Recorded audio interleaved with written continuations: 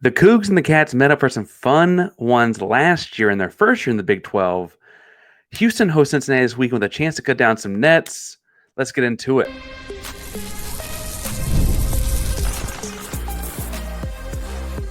You are Locked On Coogs, your daily podcast on the Houston Cougars, part of the Locked On Podcast Network, your team every day.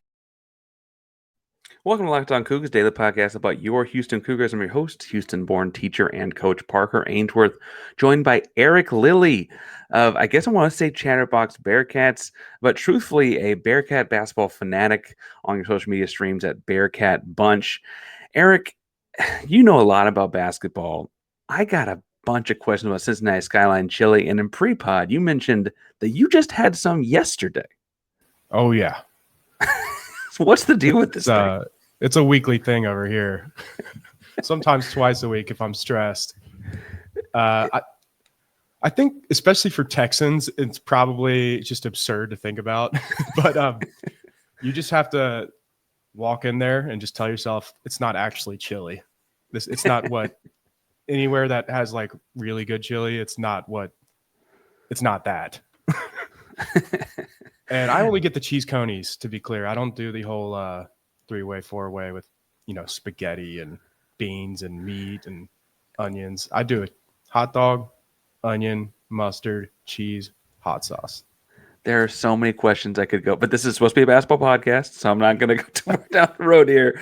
We got a fun basketball game set up on Saturday between the Houston Cougars and the Cincinnati Bearcats.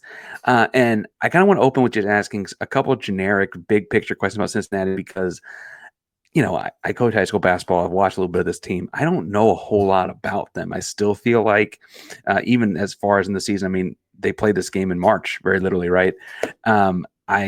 I guess I want to ask first, what has this roller coaster been like? They got ranked as high as 14th in the country, and they dropped like 4 or 5 in a row. What's happened this year with Cincinnati? I actually use roller coaster a lot to talk about this season because there's no other way. It's the perfect word. We were flying high early, talking smack. Beat Xavier, so we like that smack talk worked. The Dayton smack talk worked, but the Big 12 smack talk did not work. Dan Skillings had a little injury in the out of conference. Who going into the season, a lot of UC fans would say he's going to be our best player, including me. And since he came back, he's really tried to. He's not exactly the smartest basketball player, but he's like so talented. He started playing when he was really old, like 16, 15. He's not a lifelong basketball player. And you can tell when you watch him, he will do some stuff on Saturday that will probably make you laugh and make me facepalm. It's an experience with him. And when he got reintegrated, he got his minutes back all right. Like he was right up to 30 minutes right away. And just was forcing everything, taking the ball out of other players' hands. And basically our entire starting 5 and our 6-man during that month of January were absolute dog crap, like horrible. It was the worst month of UC basketball I've seen in my life from a team that had like any form of expectation. Like seriously, not exaggerating. No, and I appreciate the honesty. What was that expectation?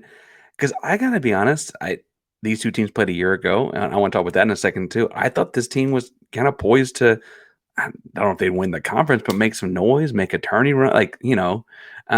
What were your expectations when it follows it a lot closer? Oh, man. I thought we would finish top 6 in the conference, and I thought we had upside to be like the team that jumped into the top 5 unexpectedly. Past like those 5 that everyone thought was going to be there. I thought it was either us or Texas Tech. And well, you were halfway there. Texas Tech. Yeah. Yeah. Hey, they're red and black too, so maybe I should get some extra partial credit there. But everyone had their hopes up. Even the people that are down on Wes Miller before the season, their hopes were up. Like the hype train here was real. Every game is still sold out the whole year. A lot of fan bases would have checked out by now. Our tickets were already bought. Everybody was fired up, and that month of January just single-handedly. If you took that month out and looked at like the Bark Torvik rating for like segments from like February, November, December, and then subtract January, we're looking great. But too much damage was done, in my opinion. Yeah. So again, it's a team that got ranked as high as 14th in America is down to just 7-10 in conference play. And you mentioned Skillings. I thought he played well a year ago. You returned Jizzle James, so I thought was a pretty strong freshman a year ago. I got to be honest, I didn't realize until looking at this roster, you've got 5 or 6 guys here that were top 10 in their respective classes. A couple 22s, a couple 23s, a couple 24s, top 100, I should say, in their respective classes. I mean, theoretically, this was supposed to be a strong group. I thought highly of Wes Miller coming into the year. Is there a hot seat situation brewing here? Like, what's going on with all that? First of all, to the talent point that you brought up, it's like I still think we're one of the top half talent-wise in the Big 12, I think it just wasn't working for so long, and we probably don't have enough time to recover. And to finish my Skillings thought real quick, not sure if I lagged out there, but You're good. To finish my Skillings thought real quick, I forgot to say this. His minutes have gone down in February, and everybody else started playing better. Jizzle's getting the ball, shooting the ball. Other guy, Day-Day's shooting the ball better. Our other point guard, instead of Dan, instead of Skillings. So you're kind of seeing like why things are getting better around here, I think. And it's not like he was point shooting or anything. He's just having trouble reintegrating. But to your second point on the hot seat, I'd say Warm. A lot of UC fans a month ago thought he was out this year. It's just not going to happen. He's too great. Wes Miller's too great at everything else to get fired this year, in my opinion. Like, he's a great politician. He fundraises well. All the donors love him. He knows what to say. And like, no matter what people are saying right now, I think by the time the portal's closed, they'll be like, okay, let's see what happens. And the $10 million buyout, part of that too. For a school like our sizes, right, coming from American, just having gotten the Big 12 18 months ago, whatever it is at this point, I guess it's just 20 months ago, very recently, it would be hard to afford a $10 million buyout, I imagine, especially for a guy like you're mentioning that politics very well, had a pretty strong resume coming into the gig and all of that.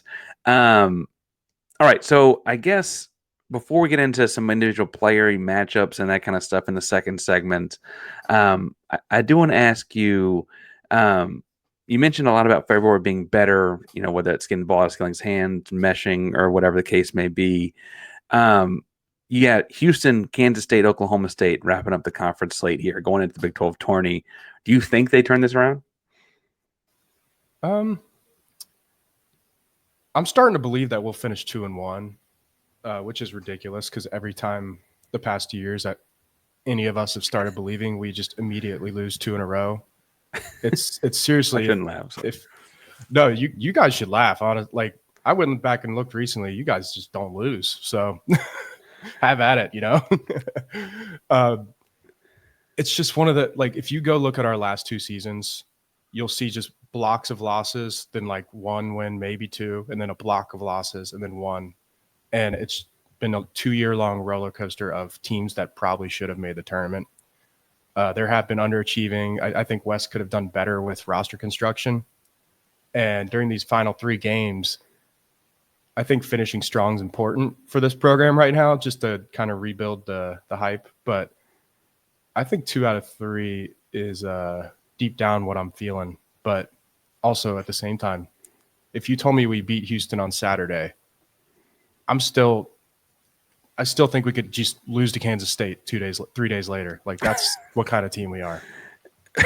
Well, Ken Palm thinks they can go 2-1, and I want to get to some of the individual player matchups across the board here because I do think, like you mentioned, there's a talented roster here to be had, and sometimes that's enough. But I will say before we get too far into all that, today's show is brought to you by Fabric, one of our newest buddies here at Locked On. And life moves fast, especially when you have a family one day you're watching your kids take their first steps. Before you know it, they're off to college. I don't like that part because mine is only 20 months old, and that's scary. But that's why securing their future is really, really important.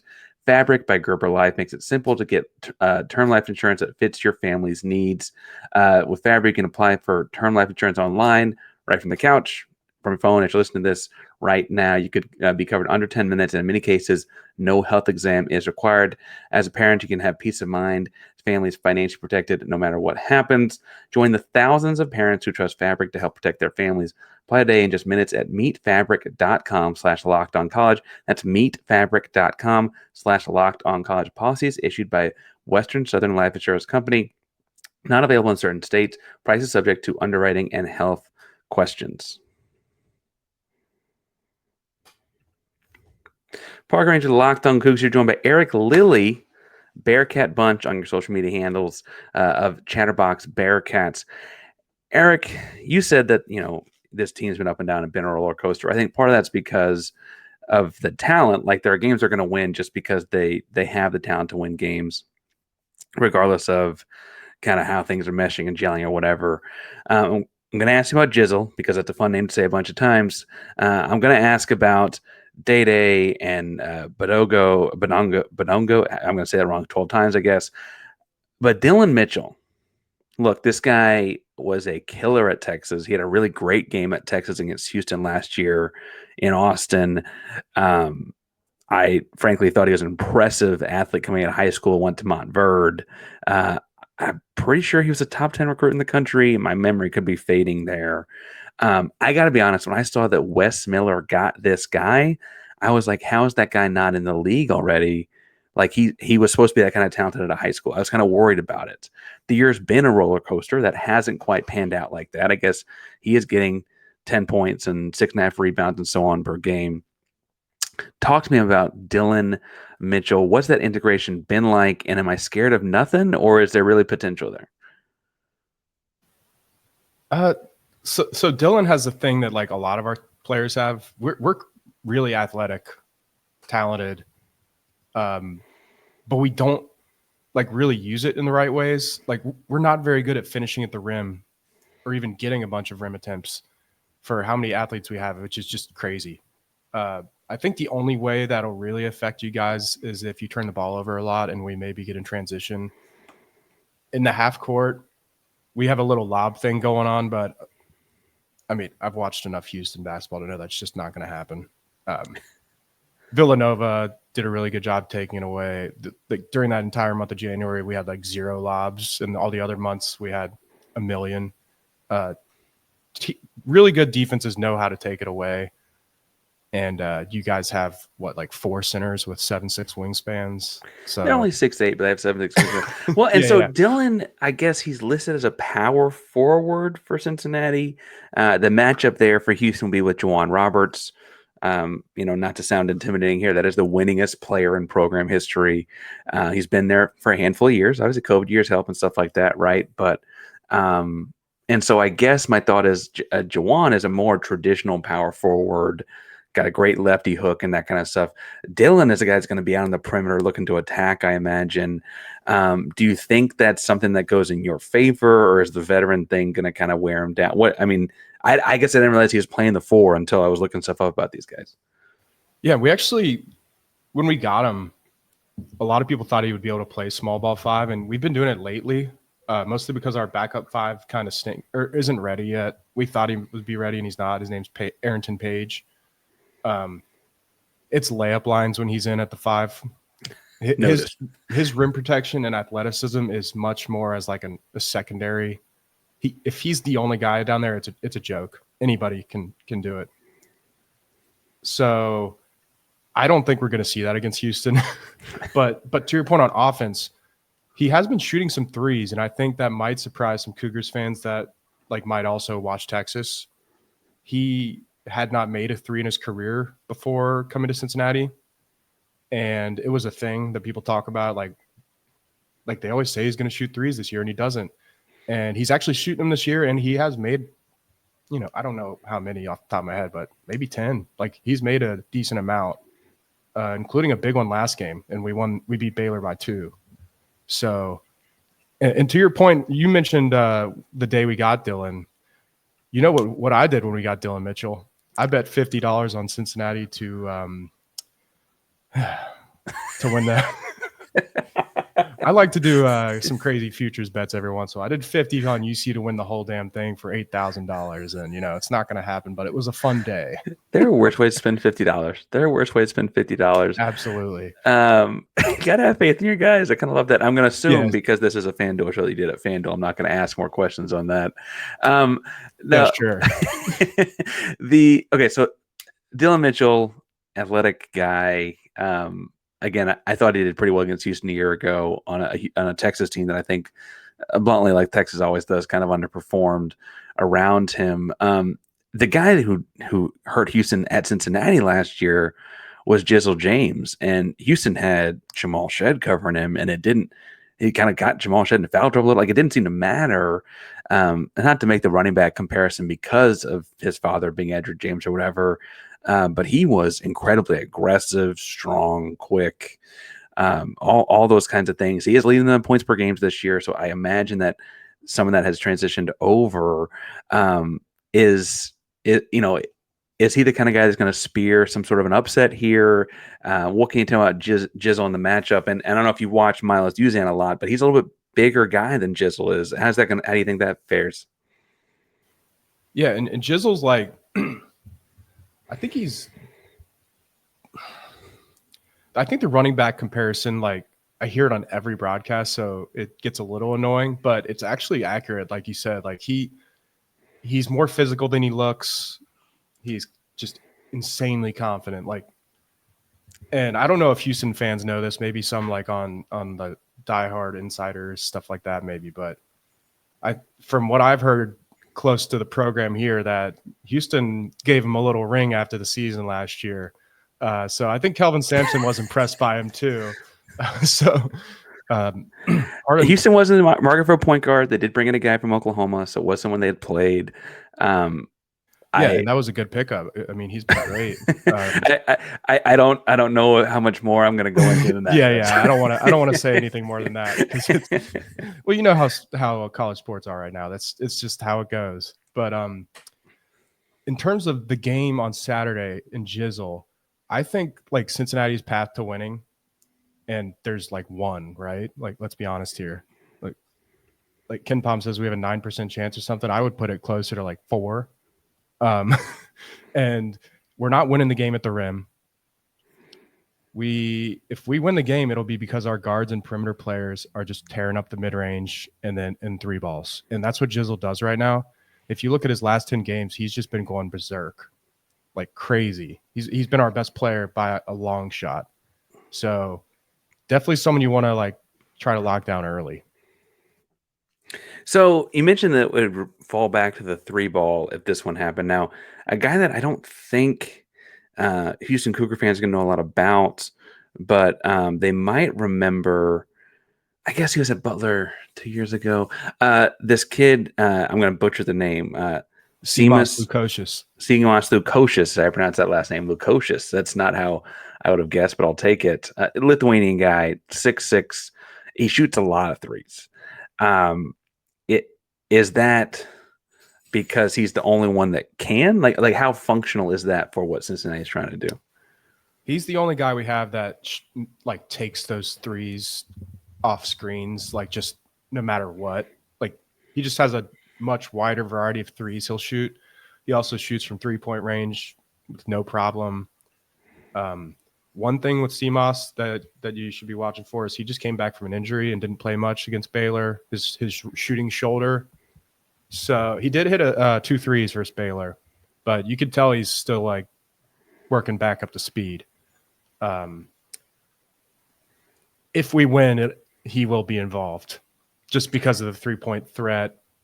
He's not a great defender, but he's physical. Like you're not going to post him up, but if he's on the perimeter and you have a guard that can drive, and he gets switched onto that, the guard's going to have some fun. Well, and he's 6'7". I got 225 here on one website listed. Potential upset could happen. What the path to victory could look like for a Cincinnati Bearcat team in a second. Because again, I thought these games were pretty close and competitive a year ago. But before we get to all of that, our other buddies bringing today's show are over at Prize Picks, because March basketball is here and there's no better way to get on the action than with Prize Picks, the best place for daily fantasy sports. With Prize Picks, you just pick more or less on at least 2-player projections. And if you're right, you can get up to 1,000 times your cash. It's fast, easy, and keeps every game exciting. You can build lineups between individual players in the NBA. They'll have all kinds of stuff when baseball comes around as well. I love how you can like pick things in like less than 60 seconds, just throw it together and stay engaged all evening. If you got nothing else, no other reason to be paying attention, you can get on the action with Prize Picks. Quick payouts. They have fun things like Taco Tuesday and stuff, all kinds of cool stuff over there. Download the app today and use code Locked On College to get $50 instantly after you play your first $5 lineup. That's Locked On College, code Locked On College for $50 instantly after you play your first $5 lineup. Prize Picks, run your game.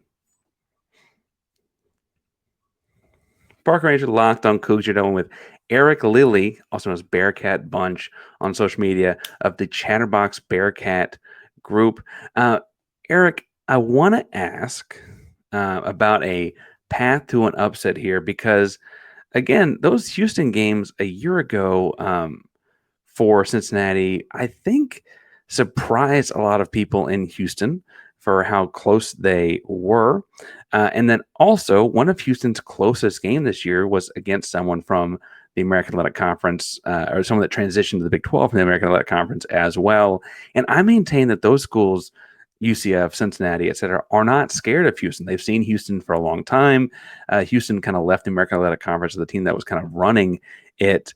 But a year ago, these two teams met up, and Houston was the number 1 team in America, and it was an 8-point game. And then earlier in the season, Houston was in the top 5 as well. It was just a 5-point victory for Houston. And again, I think they've added talent to the roster. What odds are you given? I told Kim Palm, he said it's 9%. What odds are you given an upset?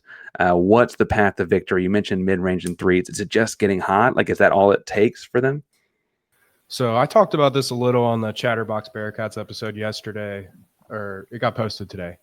I was looking at, your Auburn game, your as San Diego State, Texas Tech, and Bama game, just breaking down the box scores and seeing like, okay, so how do you beat these guys? And Auburn looks like they won at the 3-point line. Bama looked like they won at the 3-point line. Plus, they shot 41 free throws, but 3-point line mostly. I'm sure that game was a blast to watch, I'm sure. And Texas Tech won it at the 3-point line. And San Diego State, weirdly, Houston had more threes, had more rebounds, but Houston shot 46% from 3 that game too. And San Diego State won the turnover battle 7-12. And one thing the one thing that we're better at this year is we haven't been turning the ball over much. Last year it was an epidemic. I think we had 45 turnovers versus Iowa State. It's the worst game They're really in good Cincinnati defense, history. so, yeah. But this year we've been much more composed. And I think the San Diego State game is sort of like how it could happen. Hang in there on the rebounds, hang in there on the threes, or like slightly win the 3 and then win the turnover battle, or hang in there on the turnover battle and just win the threes. But you can't let Houston just destroy you on the boards, which you guys will. Like, you're going to do it. But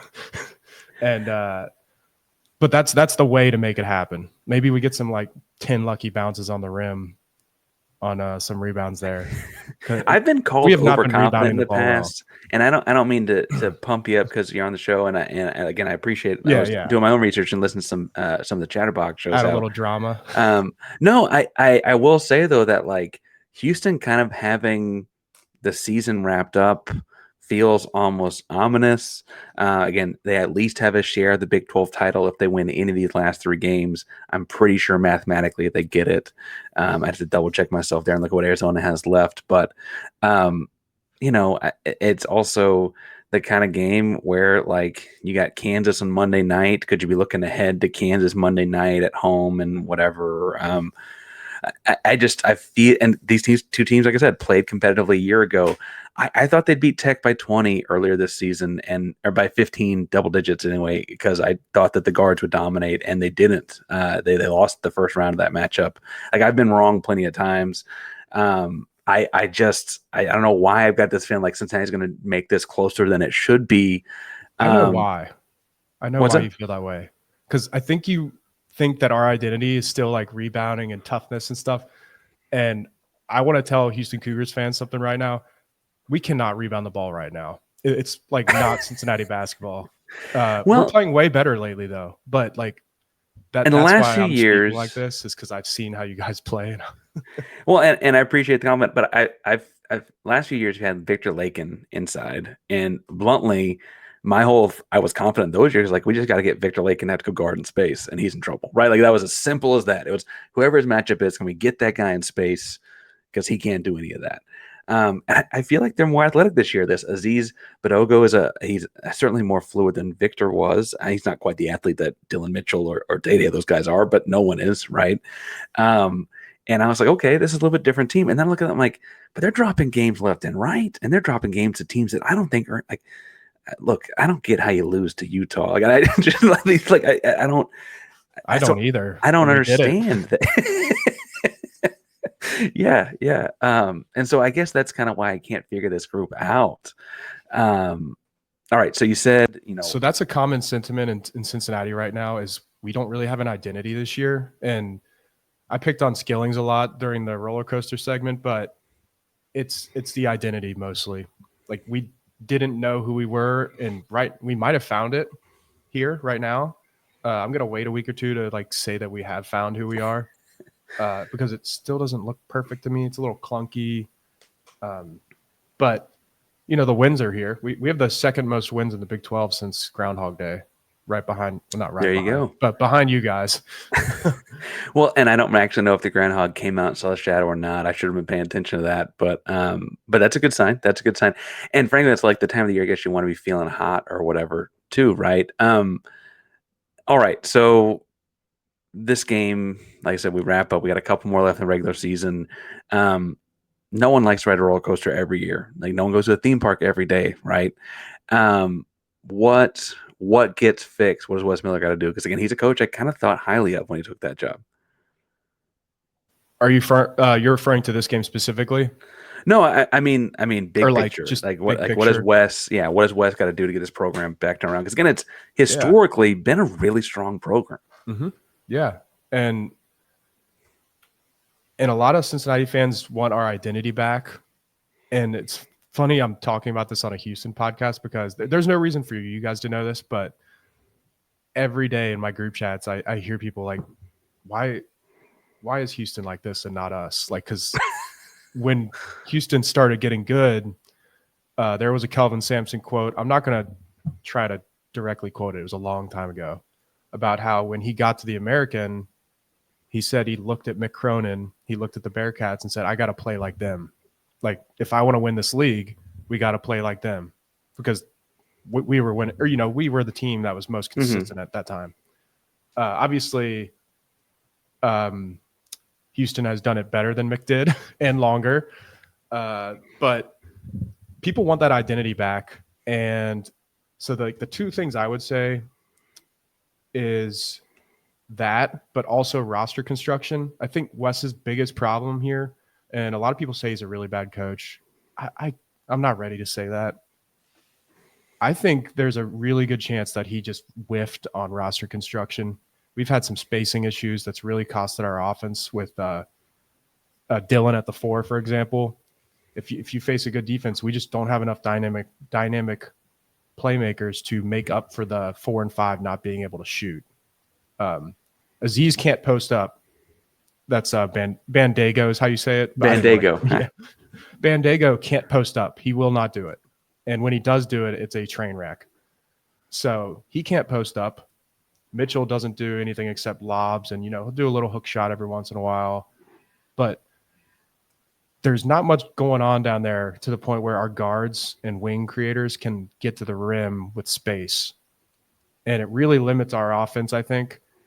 And same problem last year. We had a little twin tower thing going last year with we were playing Vic Locken at the 4 last year too, which was a disaster. Which is why we got him in space. And we had a 5 next to him that was the same player, and also a disaster. So the last 2 years, there's been a little hype last year, a lot of hype this year, and at the core of it has been like kind of the same problem. Just this team way more talented. So I think he's obviously going to get another year, and I kind of think it's going to get blown up a little. I expect Skillings to be gone. That's the one I'll say for sure. Well, hey, he put a lot of talented guys in the roster. Yeah. I think Kansas is the embodiment in this conference of like, if you fall in love with those recruit rankings and don't think about the fit, I mean, you got, what is this, 7, 8 guys that are in the top 100 in their respective classes. Sometimes that's not all it takes. There's got to be more of a gel thing. I don't know. I guess it was just he did so well at UNC Greensboro. I was like, if you can coach at Greensboro, you can coach anywhere. Like he kind of had a well-oiled thing going there at Greensboro. Yeah. But real quick, Kansas, I had just tweeted a month ago like that Kansas is a rich man Cincinnati. And this year, like literally, the teams have the same problems. Yeah. Except their 5 can shoot, but their 4 and their 1 can't. Our 4 and 5 can't shoot. So yeah, there's similar problems. It's talent, and it doesn't make sense. That's a funny tidbit. If you're looking for more, maybe, I don't know, ominous future tweets, you can check Eric out over at Bearcat Bunch. He's on the Chatterbox Bearcat podcast for all things Cincinnati Bearcats. Eric, good to talk to you. Good luck this weekend. Again, I'm feeling like I'm probably more nervous about this one than you are, but that's the way that goes sometimes. Thanks again for stopping by.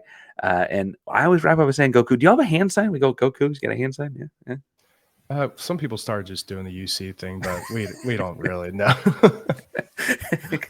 Maybe we should. I don't know. Maybe that'll flip things around here. That's all it takes. See.